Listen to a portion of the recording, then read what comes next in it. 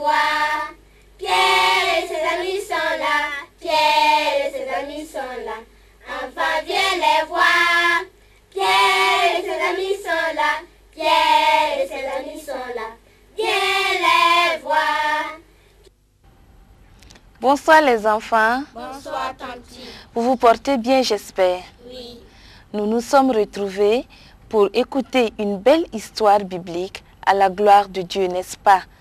Mais avant de suivre cette histoire qui concerne la vie de Pierre, je vous propose de suivre un chant à la gloire de Jésus, notre roi. Jésus est à droite du Père, dis-lui ce que tu veux. Jésus est à droite du Père, dis-lui ce que tu veux. Appelle là-haut, téléphone là-haut, allô, dis-lui ce que tu veux. Appelle là-haut, téléphone là-haut, allô, dis-lui ce que tu veux. Jésus est à droite du Père, dis-lui ce que tu veux. Jésus est à droite du Père, dis-lui ce que tu veux. Appelle là-haut, téléphone là-haut, allô, dis-lui ce que tu veux. Appelle là-haut, téléphone là-haut, allô, dis-lui ce que tu veux. Jésus est à droite du Père, dis-lui ce que tu veux. Jésus est à droite du Père, dis-lui ce que tu veux. Appelle là-haut, téléphone là-haut, allô, dis-lui ce que tu veux. Appelle là-haut, téléphone là-haut, allô, dis-lui ce que tu veux. L'histoire d'aujourd'hui concerne la première rencontre de Pierre avec Jésus. Comment cette rencontre s'est-elle déroulée? Laissons l'histoire nous le dire. Paisiblement, le Jourdain coule par la région déserte. C'est un petit courant, mais là où il passe, la contrée aride est arrosée. Après la boucle, là où le fleuve n'est pas profond, il y a un gué. La route commerciale passe par là. Des voyageurs et des commerçants sont en route pour aller passer l'eau à l'endroit du gué. Tiens, on dirait que les gens s'arrêtent là. Se passe-t-il quelque chose? Oui, les gens se sont arrêtés sur la rive pour écouter un prédicateur. Oh, il porte un habit en poil de chameau, comme les prophètes d'autrefois. C'est un prophète, disent les gens. Il y a des siècles que nous n'avons plus vu un prophète. C'est pour ça que les gens sont venus de très loin pour écouter cet homme. Parmi eux, il y a des savants, des marchands riches, mais aussi des pauvres et même des soldats. Tous ces gens, les soldats par exemple, ont certainement d'autres choses à faire. Mais le message de Jean-Baptiste, c'est le nom du prophète, est pour tout le monde. Vous ne vivez pas selon la volonté de Dieu, dit-il. Vous devez refaire votre vie. S'il y a des gens qui veulent suivre Dieu, Jean-Baptiste les amène au fleuve, les baptise. L'eau enlève alors tout ce qui est mauvais et ils sortent de l'eau purifiée, renouvelée. André observe ce qui se passe en restant à l'écart. Il est venu du nord du pays avec des amis pour écouter Jean-Baptiste. Plus André entend et voit, plus il se demande si ce Jean-Baptiste n'est pas le sauveur promis par Dieu aux hommes, le Messie qui devait venir dans le monde. Quelques jours plus tard, André et son ami Jean sont allés voir Jean-Baptiste le prophète. « Hier, vous avez dit que vous n'étiez pas le Messie, dit Jean au prophète, qui répond « Oui, c'est vrai. Comparé à lui, je suis moins qu'un esclave.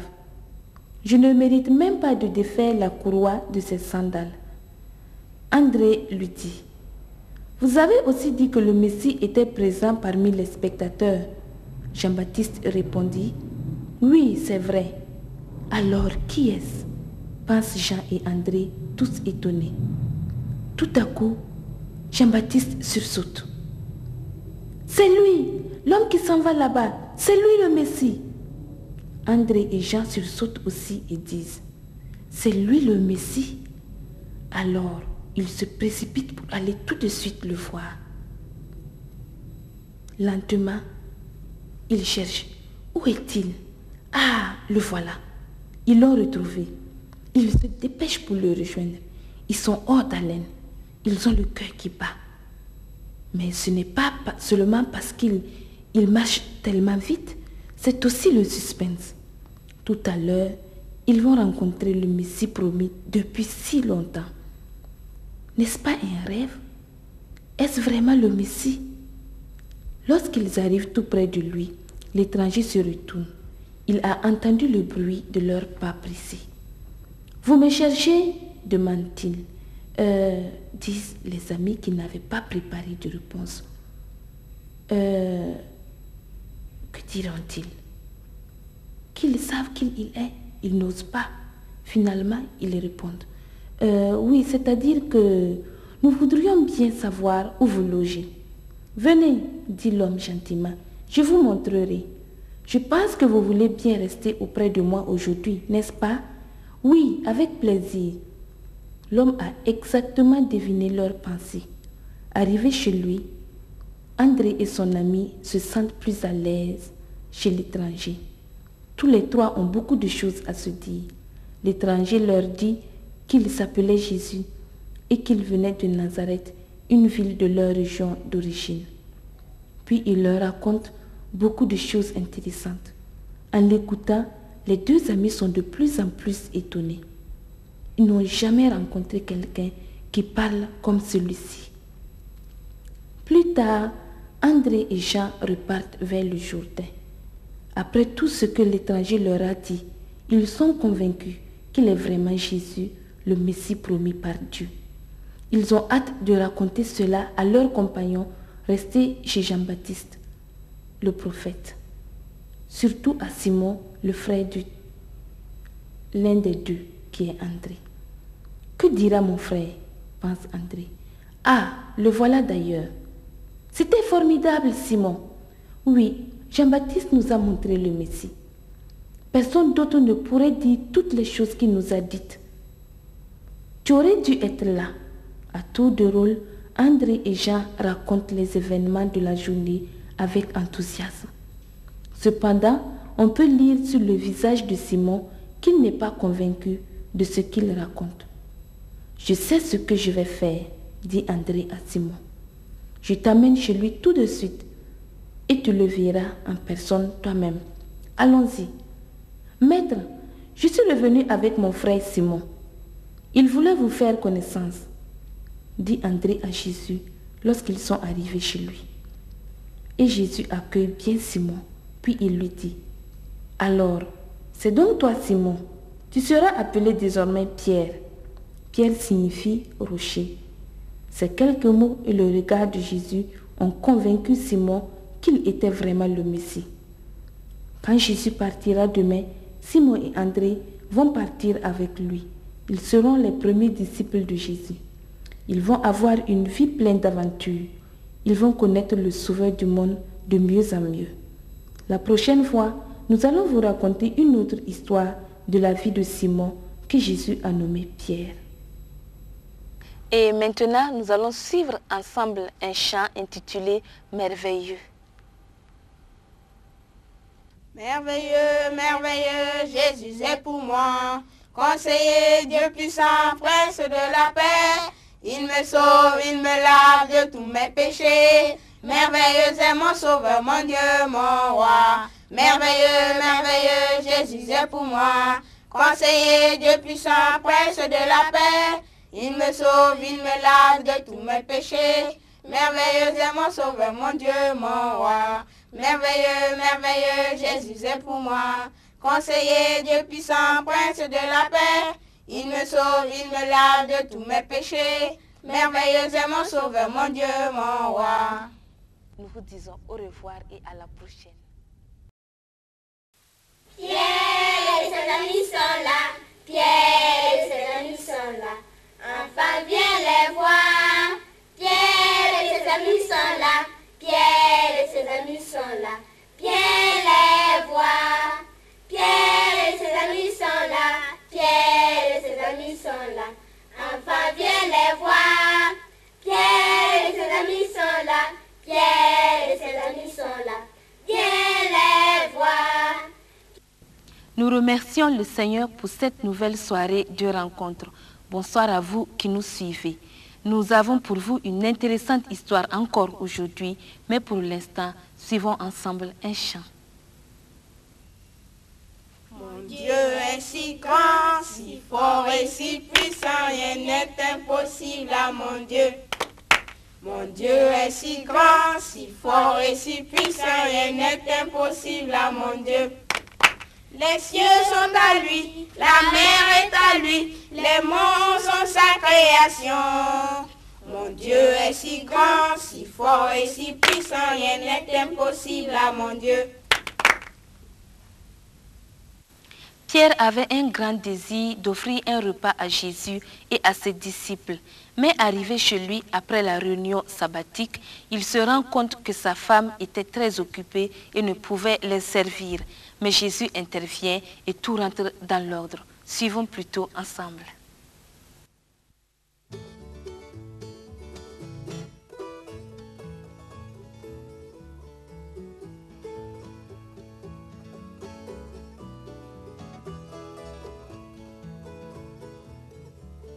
Au bord de la mer de Galilée, tout est calme. Pourtant, normalement le matin, il y a beaucoup d'animation car les pêcheurs viennent livrer leur pêche. Aujourd'hui, les barques sont sur la plage, leurs voiles rangées en rouleau. C'est la journée du repos, le sabbat. Les pêcheurs, leurs femmes et leurs enfants se sont rendus à la synagogue dans la ville de Capernaum. Là-bas, on prie, on chante et on écoute la lecture et l'explication des livres de Moïse et des prophètes. À la fin du culte, les gens repartent à la maison. En allant sur le chemin, ils se parlent d'une manière agitée. Est-ce que le culte d'aujourd'hui s'est déroulé différemment? Oui, sûrement. Écoutons un peu les conversations. Ce qu'ils racontaient n'était pas comme d'habitude.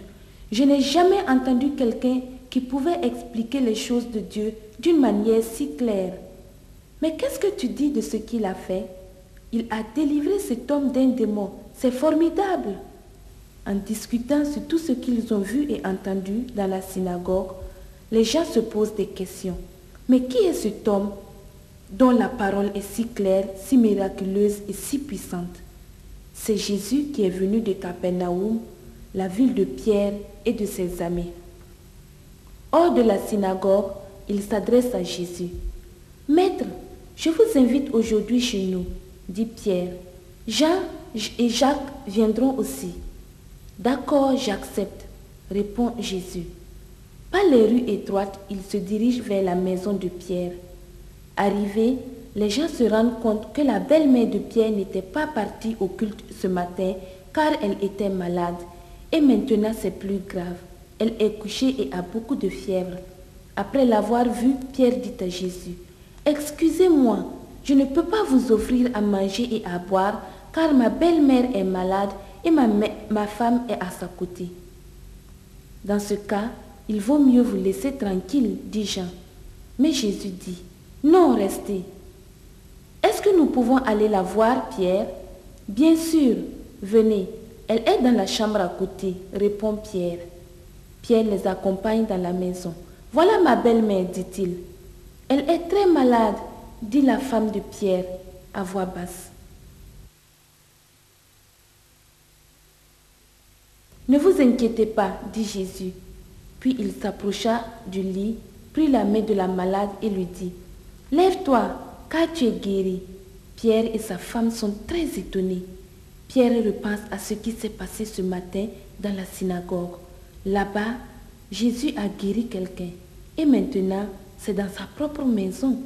Jésus est vraiment le Fils de Dieu. La journée continue maintenant de façon très agréable. Jésus et ses amis bavardent en buvant. « Voulez-vous boire quelque chose ?»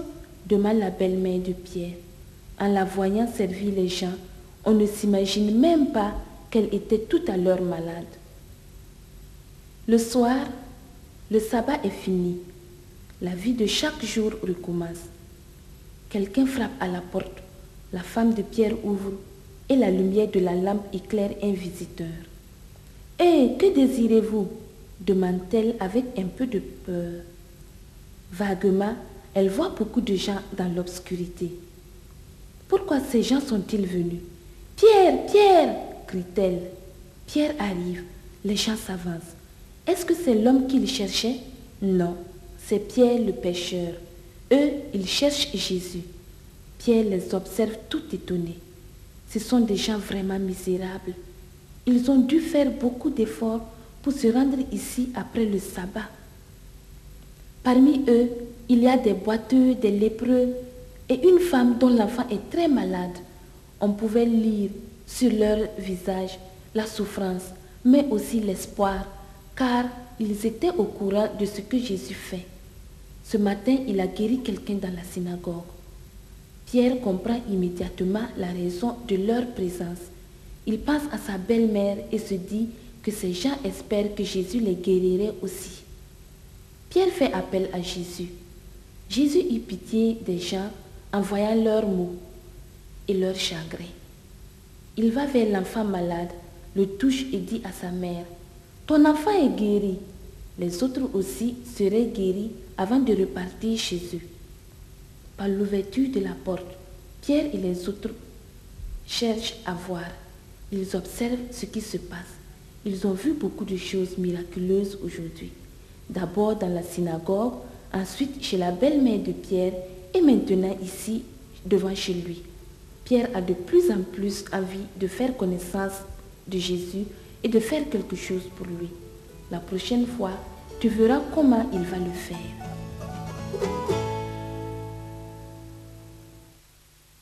Merci bien pour l'attention que vous portez à ces belles histoires bibliques. Suivons ensemble un dernier chant. Si la mer se déchaîne, si le vent souffle fort, si ta barque t'entraîne, n'aie pas peur de la mort. Si ta barque t'entraîne, n'aie pas peur de la mort. Il n'a pas dit que tu coulerais, il n'a pas dit que tu sombrerais, il a dit, allons de l'autre bord. Il n'a pas dit que tu coulerais, il n'a pas dit que tu sombrerais, il a dit, allons de l'autre bord. Si ton cœur est en peine, si ton corps est souffrant, crois en Jésus, il t'aime, il est le Tout-Puissant. Crois en Jésus, il t'aime, il est le Tout-Puissant. Il n'a pas dit que tu courrais, il n'a pas dit que tu sombrerais, il a dit, je te délivrerai. Il n'a pas dit que tu coulerais, il n'a pas dit que tu sombrerais, il a dit, je te délivrerai. Si un jour sur ta route tu croises le méchant, crois en Jésus, il t'aime, il est le Tout-Puissant. Crois en Jésus, il t'aime, il est le Tout-Puissant. Il n'a pas dit que tu coulerais, il n'a pas dit que tu sombrerais, il a dit, je te protégerai. Il n'a pas dit que tu coulerais, il n'a pas dit que tu sombrerais, il a dit, je te protégerai. Voilà, je vous remercie pour votre aimable attention. Que Dieu nous donne de nous retrouver la prochaine fois dans la santé, dans la joie et dans la paix. Amen.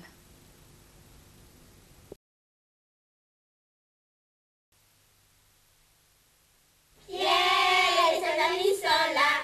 Pierre et ses amis sont là. Enfin, viens les voir. Pierre et ses amis sont là. Pierre et ses amis sont là. Viens les voir. Pierre et ses amis sont là. Pierre et ses amis sont là. Enfin, viens les voir. Pierre et ses amis sont là. Pierre et ses amis sont là. Viens les voir. Salut les enfants. Salut Tanti. Vous vous portez une fois de plus à merveille, j'espère. Oui. À moi aussi, je vais très bien et je remercie le Seigneur pour cela. Nous nous retrouvons pour une troisième belle histoire suivant la vie de Pierre. Mais avant de suivre cette histoire, je vous propose de suivre un beau cantique avec moi. Rendons grâce au Seigneur, rendons grâce pour son amour. Rendons grâce au Seigneur, rendons grâce pour son amour. Dès le matin, les oiseaux chantent toutes les louanges de Dieu le Créateur. Et toi, mon ami, pourquoi ne chantes-tu pas l'amour de Jésus ton Sauveur? Et toi, mon ami, pourquoi ne chantes-tu pas l'amour de Jésus ton Sauveur? Rendons grâce au Seigneur, rendons grâce pour son amour. Rendons grâce au Seigneur, rendons grâce pour son amour. Dès le matin, les oiseaux chantent toutes les louanges de Dieu le Créateur. Et toi, mon ami, pourquoi ne chantes-tu pas l'amour de Jésus ton Sauveur? Et toi, mon ami, pourquoi ne chantes-tu pas l'amour de Jésus ton Sauveur? Rendons grâce au Seigneur, rendons grâce pour son amour. Rendons grâce au Seigneur, rendons grâce pour son amour. Dès le matin, les oiseaux chantent toutes les louanges de Dieu le Créateur. Et toi, mon ami, pourquoi ne chantes-tu pas l'amour de Jésus ton Sauveur? Et toi, mon ami, pourquoi ne chantes-tu pas l'amour de Jésus ton Sauveur? Pierre et ses amis un jour ont fait une très mauvaise pêche. Mais après cette pêche, ils vont rencontrer Jésus. Leur désespoir va s'en aller et ils vont passer une très belle journée. Je vous invite à suivre cette histoire avec moi.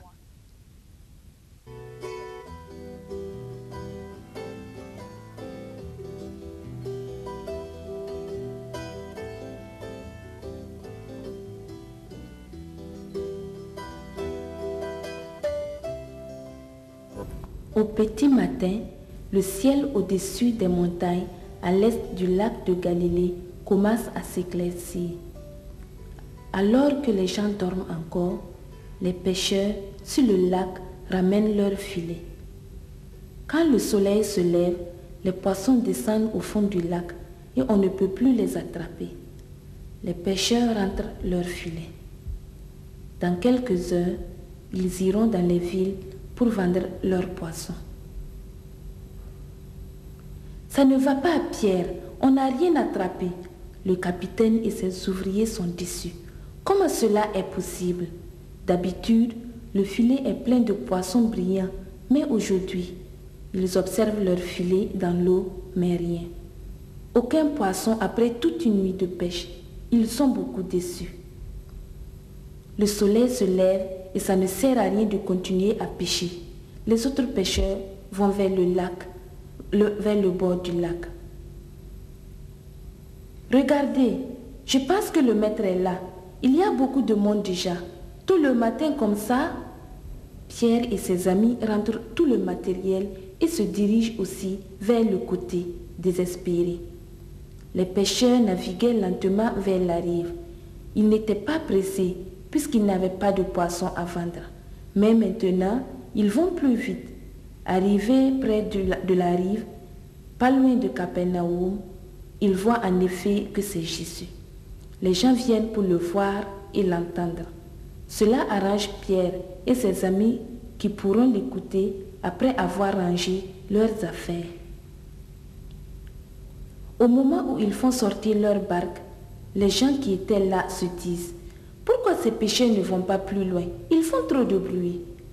Jésus aussi les a vus et les salue de la tête. Vite, ils nettoient leurs affaires.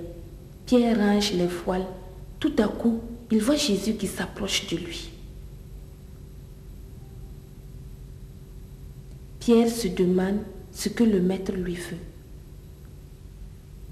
Si c'est du poisson, c'est dommage, car Pierre et ses amis n'ont pas attrapé de poisson de toute la nuit. Mais il ne s'agit pas de poisson. Jésus veut autre chose. Les gens se demandent ce que Jésus veut bien raconter à Pierre, car il n'entendait pas les paroles que Jésus disait à Pierre. Et Pierre s'exclame, « Ma barque? Que voulez-vous faire de ma barque ?»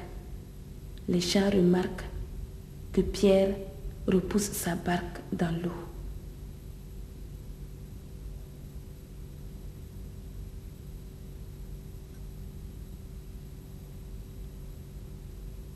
Il aide ensuite Jésus à monter à bord, puis monte à son tour. Les gens ne comprennent pas. Pourquoi Jésus est-il monté dans la barque de Pierre? Pierre se met à ramer vers la rive, vers où se trouvent les gens. Il n'a pas compris tout à l'heure, mais maintenant il comprend. Jésus veut parler aux gens sans être gêné par ceux qui le bousculent. Dans la barque, cela est possible. Les gens aussi ont compris, car ainsi, les enfants peuvent être devant et celui qui est fatigué peut s'asseoir sur un gros caillou. Jésus peut parler et tout le monde peut bien l'entendre.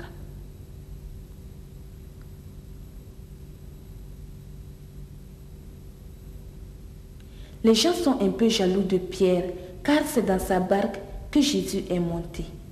En plus, Pierre est le seul à être auprès de Jésus.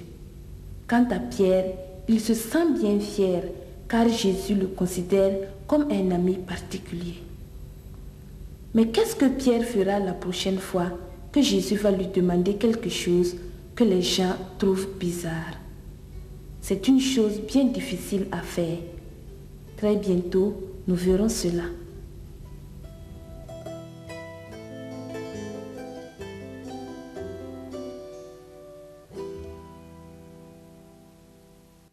Nous vous proposons de suivre un autre chant avec nous avant de nous quitter. Nous vous disons bonsoir. Je le loue avec ma voix, je le loue avec ma voix, je le loue avec ma voix, je le loue avec ma voix. S'il me manque la voix, je le loue avec mes mains. S'il me manque les mains, je le loue avec mes pieds. S'il me manque les pieds, je le loue avec mon âme. Et s'il me manque l'âme, c'est que je le loue là-haut. Et s'il me manque l'âme, c'est que je le loue là-haut. Je le loue avec ma voix, je le loue avec ma voix, je le loue avec ma voix, je le loue avec ma voix. S'il me manque la voix, je le loue avec mes mains. S'il me manque les mains, je le loue avec mes pieds. S'il me manque les pieds, je le loue avec mon âme. Et s'il me manque l'âme, c'est que je le loue là-haut. Et s'il me manque l'âme, c'est que je le loue là-haut. Je le loue avec ma voix, je le loue avec ma voix, je le loue avec ma voix, je le loue avec ma voix. S'il me manque la voix, je le loue avec mes mains. S'il me manque les mains, je le loue avec mes pieds. S'il me manque les pieds, je le loue avec mon âme. Et s'il me manque l'âme, c'est que je le loue là-haut. Et s'il me manque l'âme, c'est que je le loue là-haut. Et s'il me manque l'âme, c'est que je le loue là-haut. Pierre et ses amis sont là. Pierre et ses amis sont là. Enfin, viens les voir. Pierre et ses amis sont là. Pierre et ses amis sont là. Viens les voir. Pierre et ses amis sont là. Pierre et ses amis sont là. Enfin, viens les voir. Pierre et ses amis sont là. Pierre et ses amis sont là. Viens les voir. Bonsoir les enfants. Bonsoir, Tanti. Nous nous retrouvons une fois de plus pour notre merveilleuse histoire biblique. Nous vous invitons à suivre un beau chant avant de continuer. Nous marchons ensemble vers ce beau pays. Là-haut, nous marchons ensemble vers ce paradis. Là-haut, mais oui le Seigneur est bon, mais oui le Seigneur est bon, il a fait pour nous des merveilles. Mais oui le Seigneur est bon, mais oui Seigneur bon, je veux lui chanter mon amour. Quelqu'un nous attend vers ce beau pays. Là-haut, quelqu'un nous attend vers ce paradis. Là-haut, mais oui, le Seigneur bon, il a fait pour nous des merveilles. Mais oui, le Seigneur bon, je veux lui chanter mon amour. Oui, Jésus nous aime dans ce beau pays. Là-haut, oui, Jésus nous aime dans ce paradis. Là-haut, mais oui, le Seigneur bon, il a fait pour nous des merveilles. Mais oui, le Seigneur bon, je veux lui chanter mon amour. Jésus demande à Pierre d'aller pêcher dans la journée. Pierre, depuis très longtemps, a commencé la pêche. Alors, il sait très bien que dans la journée, il est très difficile d'attraper des poissons. Va-t-il obéir à Jésus? Va-t-il attraper des poissons? Suivons toute l'histoire si nous voulons bien le savoir.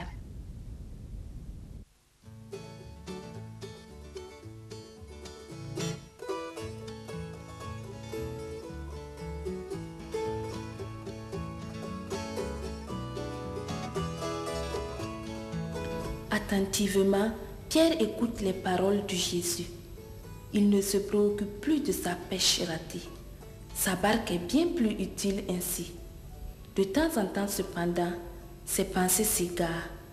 Les autres sont peut-être jaloux que Jésus utilise son bateau pour parler aux gens.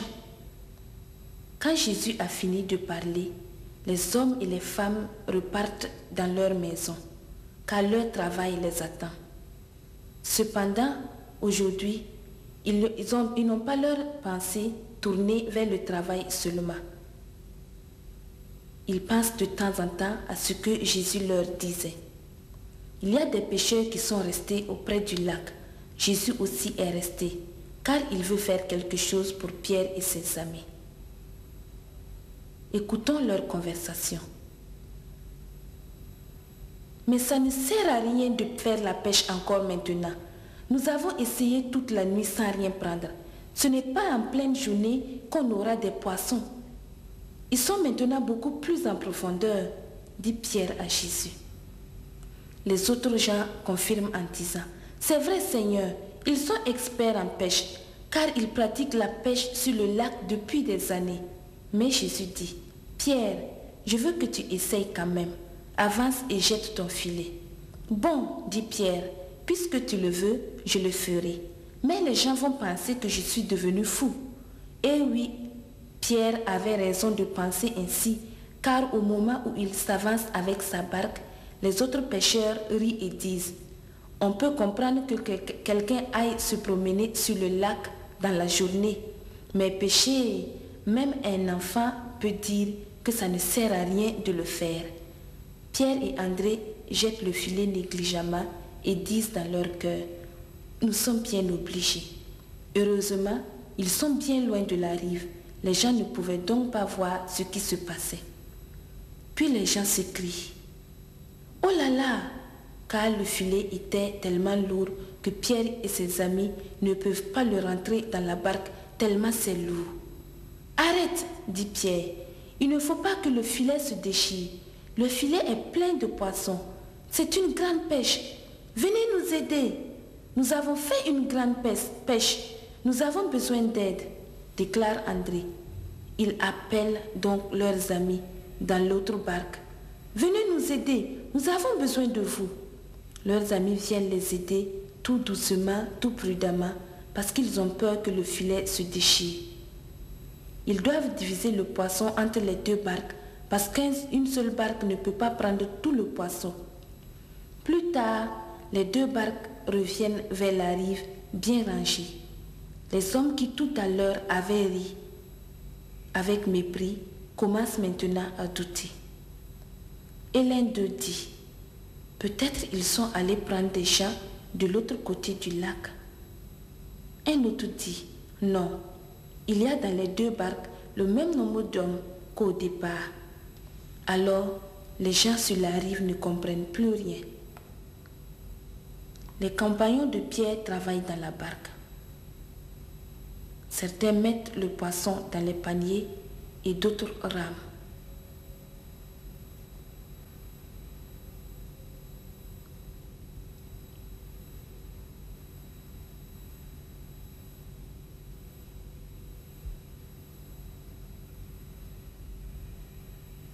Ils ne parlent pas beaucoup.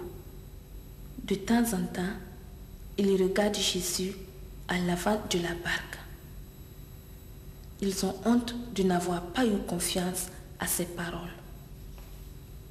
Tout à coup, Pierre s'avance tout tremblant et se met à genoux devant Jésus. Lui qui était bien fier que Jésus ait choisi sa barque, voici que maintenant, il se sent tout petit devant Jésus. Il pense qu'il n'est pas digne que Jésus monte dans sa barque. Il a honte d'avoir douté de la parole de Jésus et il a peur qu'on se moque de lui. Mais Jésus le rassure en disant, « Tu sais Pierre, aujourd'hui vous avez pêché beaucoup de poissons, mais désormais, en me suivant, vous allez devenir des pêcheurs d'hommes. » Voilà les pêcheurs. Ils ont tiré les barques sur la plage. Ils ont demandé à Zébédée de vendre les poissons car maintenant, ils ne veulent plus qu'une seule chose, suivre Jésus. Plus tard, nous allons voir comment Pierre et ses amis vont vraiment devenir des pêcheurs d'hommes. Ils vont faire appel aux hommes pour servir et suivre le Seigneur Jésus. Maintenant, ils doivent apprendre eux-mêmes ce que ça signifie être disciple de Jésus. Est-ce que vous allez regarder la prochaine émission?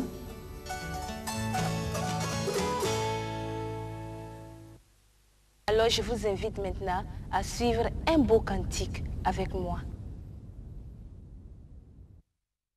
Un vêtement blanc, une harpe d'or, un beau palais, une couronne, la sainte joie, le vrai trésor, là-haut le Sauveur donne. Car Jésus est mon Sauveur, il m'a tant aimé, payé ma dette sur le calvaire. Il m'a dans son grand amour sauvé du péché, je vis dans sa sainte lumière. Oui, nous marchons tout joyeux, nous marchons tout joyeux, nous marchons tout joyeux. Oui, nous marchons tout joyeux, nous marchons tout joyeux vers les cieux. Dimanche, je suis heureux, le lundi plein de joie, le mardi, j'ai une paix que le monde ne connaît pas. Le mercredi, jeudi, je vis dans la lumière, le vendredi, samedi, c'est le ciel sur la terre. Oui, nous marchons tout joyeux, nous marchons tout joyeux. Nous marchons tout joyeux, oui, nous marchons tout joyeux, nous marchons tout joyeux vers les cieux.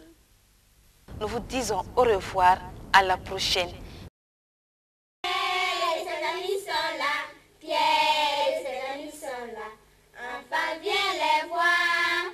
Pierre et ses amis sont là, Pierre et ses amis sont là, viens les voir. Pierre et ses amis sont là, Pierre et ses amis sont là, enfin viens les voir. Pierre et ses amis sont là, Pierre et ses amis sont là, viens les voir. Ce soir, chers téléspectateurs, nous allons nous entretenir sur les taxes. Tout d'abord, bonsoir et écoutons ensemble une chanson qui nous est proposée. La joie. La joie, Jésus m'a libéré, c'est à lui que j'ai trouvé la joie. Jésus m'a libéré, la paix, Jésus m'a libéré, c'est à lui que j'ai trouvé la paix.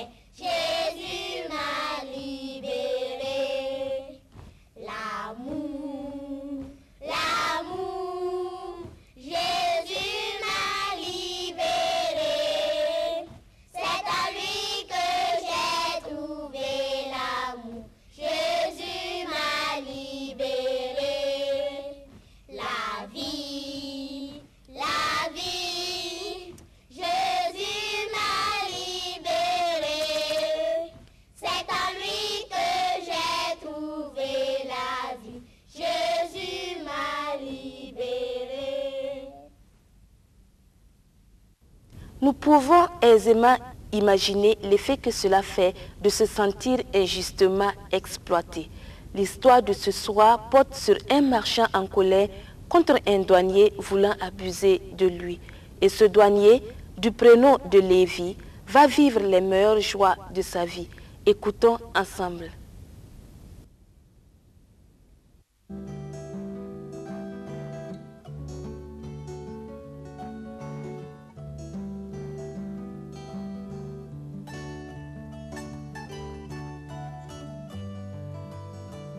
Au nord du pays d'Israël, il y a une contrée fertile qui s'appelle la Galilée. Au printemps, le sol est couvert de fleurs très belles. En cette saison, les paysans n'ont pas beaucoup de temps pour les admirer. Ils préparent les champs pour la semence. Certains ont déjà fini de labourer. Ils marchent au pas régulier en répandant soigneusement la semence sur terre. Jésus et ses amis séjournent dans la Galilée. La plupart de ses élèves sont pêcheurs de métier de la région de Capernaum, au bord du lac. Quand Jésus les a demandé de le suivre en tant que disciples, ils ont laissé leur bateau de pêche. Et tandis qu'ils voyagent à pied d'un village à l'autre, ils jouissent de ce qu'ils voient. La nature et la vie des paysans servent souvent en exemple quand Jésus veut leur expliquer quelque chose. « Regardez ces belles fleurs, dit-il. Elles n'ont rien fait pour devenir si belles. C'est Dieu qui s'en charge. Nous, les hommes, tout comme les fleurs, nous ne devons pas faire des soucis de notre apparence ou de nos vêtements. Nous devons plutôt nous occuper des choses de Dieu. » Cette journée, ils vont mieux comprendre ce que Jésus voulait dire par là. Mais ça ne prend pas du temps. Arrivé à la porte de la ville de Capernaum, il y a une bagarre. Un marchand s'énerve beaucoup sur le montant que le fonctionnaire des impôts lui demande. « C'est trop, ça c'est vraiment trop. Comment voulez-vous que je paye tout cela ?» crie le marchand. « Ce n'est pas de ma faute, dit le fonctionnaire. Les Romains veulent que chaque personne qui rentre par cette porte avec des marchandises paye l'impôt. Et moi aussi, je dois gagner un peu d'argent. » Les autres regardent. Ce sont des discussions qu'ils entendent chaque jour. Les fonctionnaires des impôts, que l'on appelle douaniers, ont l'habitude de demander beaucoup plus que ce qu'il exige les Romains. Ainsi, ils imposent pas mal d'argent. C'est donc normal qu'ils soient méprisés, haïs même par beaucoup. Tout à coup, Jésus s'avance. Le marchand étonné se range de côté. « Est-ce que cet homme prendra ma défense ?» pensa-t-il. Pierre et les autres s'intéressent beaucoup à ce que Jésus va dire. Certainement, il dira au péager, qui est le douanier, ces 4 vérités.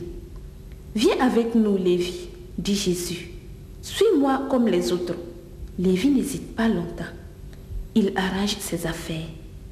Le douanier sera avec Jésus et la douane sera fermée aujourd'hui. Les gens peuvent passer sans payer, même le marchand qui discutait tout à l'heure. Lévi a le cœur battant. Les pensées dans sa tête se bousculent. Il avait voulu recommencer sa vie déjà depuis longtemps, surtout quand il a entendu parler de Jésus. Mais il se disait que Jésus ne voudrait certainement pas avoir affaire à lui, un voleur, un traître, un ami des Romains. Mais tout change aujourd'hui. Il va devenir l'un des disciples de Jésus.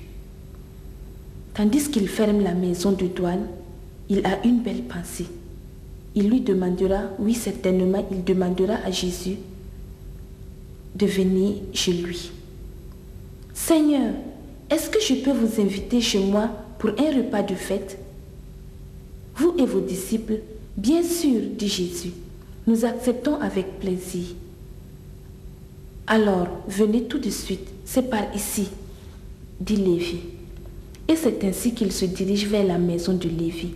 Les disciples ne sont pas si enthousiastes, ils ne comprennent pas. Pierre se dit en lui-même. Comment Jésus peut-il se lier d'amitié avec un tel homme et aller même dîner chez lui? Désormais, cet homme sera avec eux tous les jours. Pierre aura de la peine à s'y habituer alors. Quelques heures plus tard, c'est la fête. Lévi a fait un grand effort.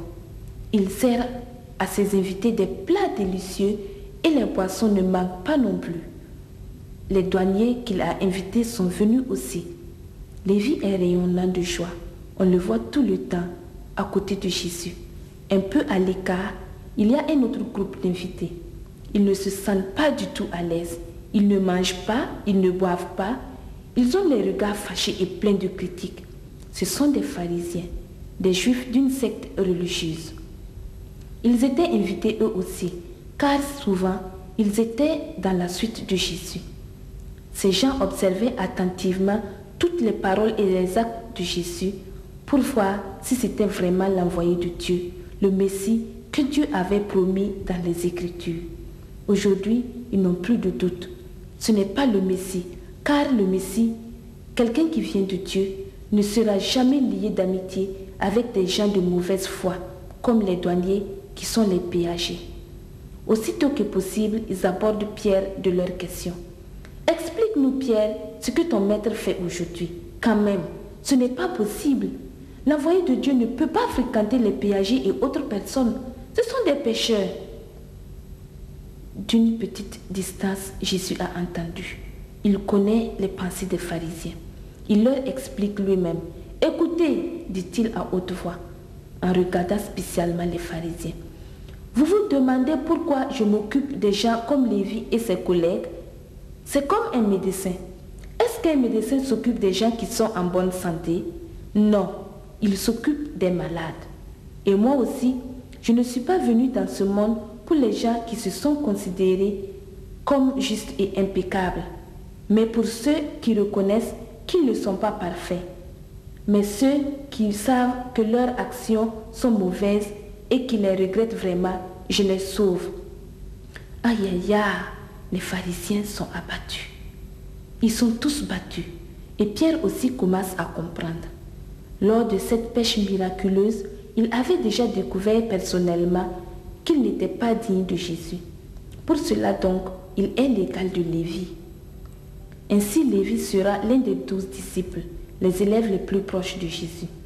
Plus tard, il écrira un livre sur tout ce qu'il a entendu et vu de Jésus. Ce livre s'appelle l'Évangile de Matthieu, car Lévi et Matthieu sont deux noms pour la même personne. L'histoire d'aujourd'hui s'y trouve aussi. Regarde dans ta Bible si tu peux la trouver. C'est dans la 9e partie.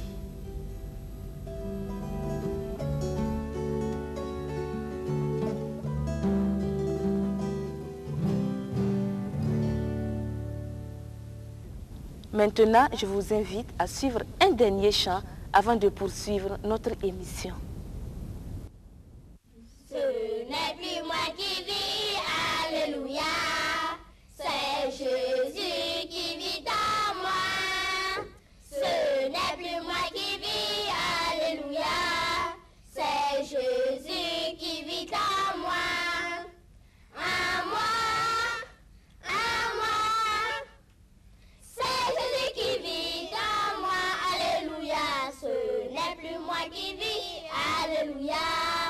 C'est Jésus qui vit en moi. Ce n'est plus moi qui vis, alléluia.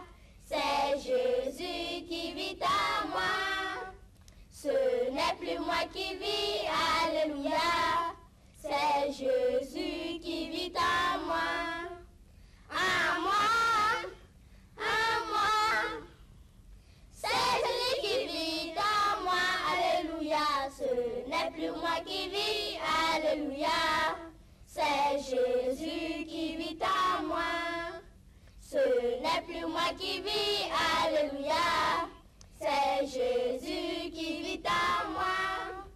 Ce n'est plus moi qui vis, alléluia. C'est Jésus qui vit en moi. En moi.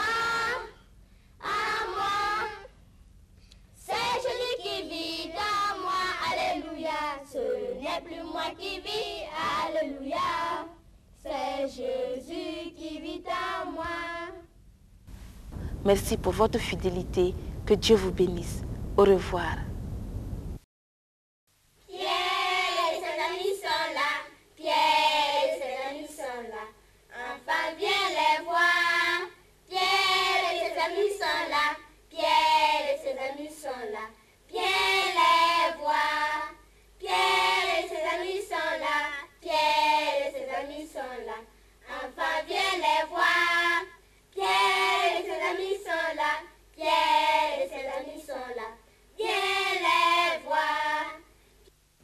Bonsoir à tous et bienvenue à cette émission. Mon souhait est que Dieu vous bénisse pendant ces moments que nous allons passer ensemble. Je vous invite à écouter un chant avant de poursuivre dans notre programme.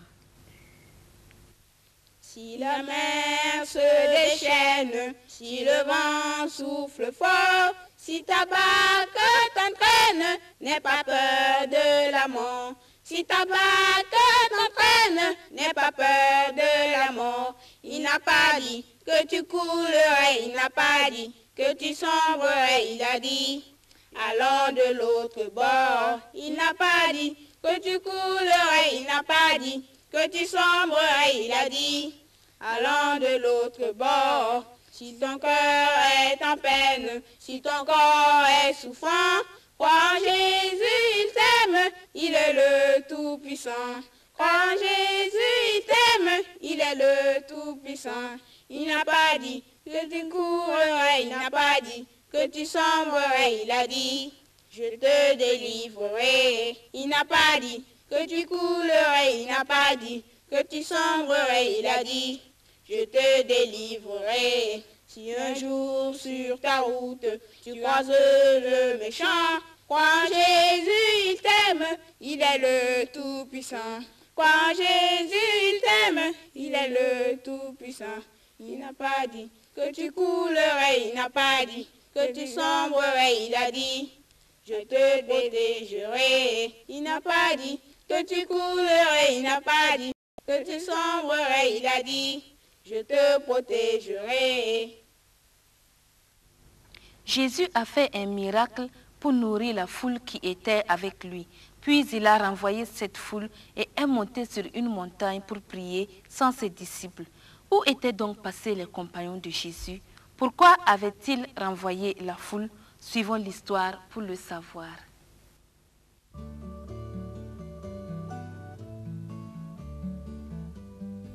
Nous avons eu trop de pain. Ça ne fait rien. Mettez le reste dans ces paniers. Oui, donnez-nous les morceaux de pain restants. Les amis de Jésus passent entre les gens et ramassent les restes du repas. Tout le monde a bien mangé et en parle. C'est formidable ça. Tout à l'heure, nous étions 10 000 personnes sans nourriture. Ce garçon nous a donné 5 pains et 2 poissons et avec cela, Jésus a pu nourrir tout le monde. C'est un grand miracle. Tu verras, il sera notre roi. Les Romains nous fuiront désormais. C'est Dieu qui nous envoie notre libérateur comme il l'avait promis. Nous ferons de lui notre chef et il agira. Plus loin, sur la rive du lac, Jésus parle à ses disciples. Il leur dit de partir, car il voit un danger.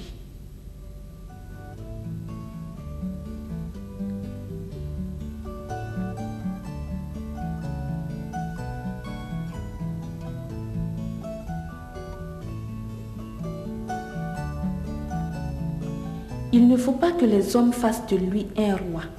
Son temps n'est pas encore arrivé. Il deviendra sûrement roi, mais ça sera différent de ce que les hommes désirent. Mais personne ne le comprend. Il se demande pourquoi il renvoie ses disciples. Jésus dit à ses disciples, « Allez à Bethsaïda, je vous rejoindrai plus tard. » Les disciples rentrent dans la barque et commencent à s'en aller sans rien comprendre. Ils se disent que Jésus devait accepter d'être roi, car tous ceux qui étaient là seraient prêts à tout faire pour lui. Ils se rendent compte que Jésus renvoie la foule et monte ensuite sur les collines.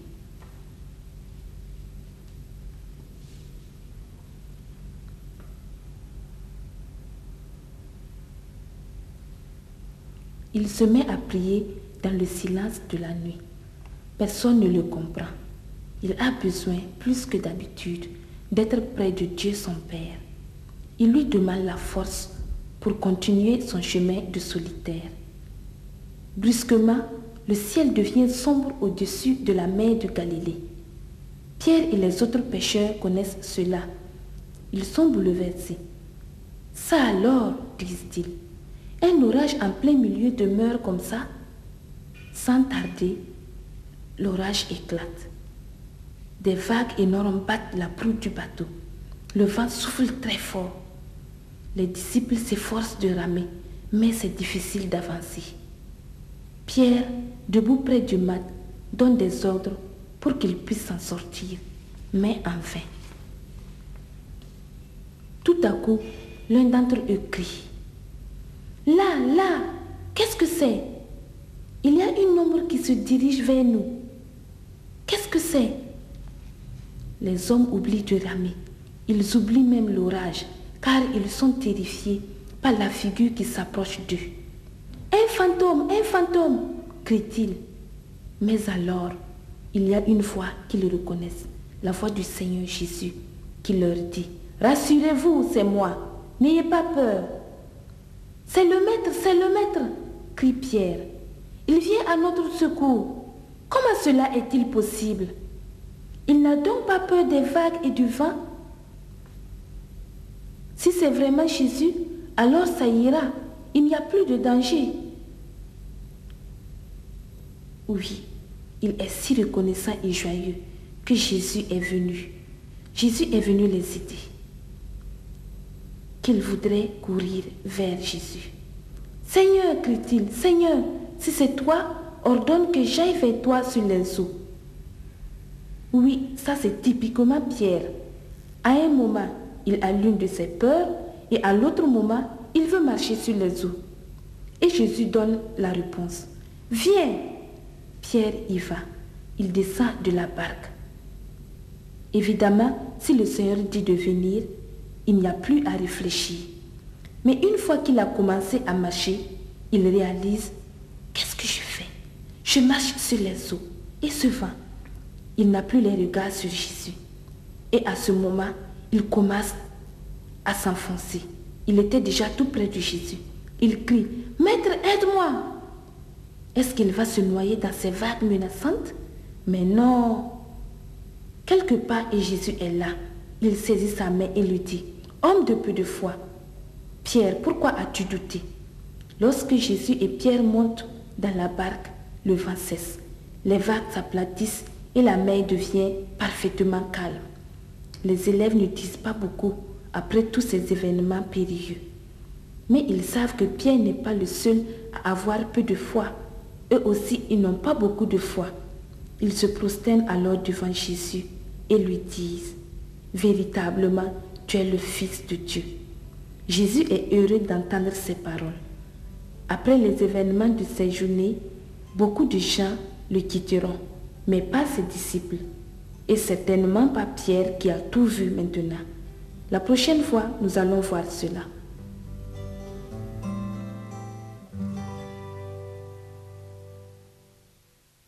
Nous suivons ensemble un dernier chant avant de poursuivre. Ne crains pas la tempête, reste tranquille, la paix viendra. Relève donc la tête, regarde à Jésus, sois plein de foi. Qu'importe l'adversaire, cherche la crainte, il est vaincu. Au nom puissant de Jésus, l'ennemi s'enfuit, tu es vainqueur. Au nom puissant de Jésus, l'ennemi s'enfuit, tu es vainqueur. Ne crains pas la tempête, reste tranquille, la paix viendra. Relève donc la tête, regarde à Jésus, sois plein de foi. Qu'importe l'adversaire, cherche la crainte, il est vaincu. Au nom puissant de Jésus, l'ennemi s'enfuit, tu es vainqueur. Au nom puissant de Jésus, l'ennemi s'enfuit, tu es vainqueur. Nous vous souhaitons de passer une bonne soirée. Que Dieu vous bénisse.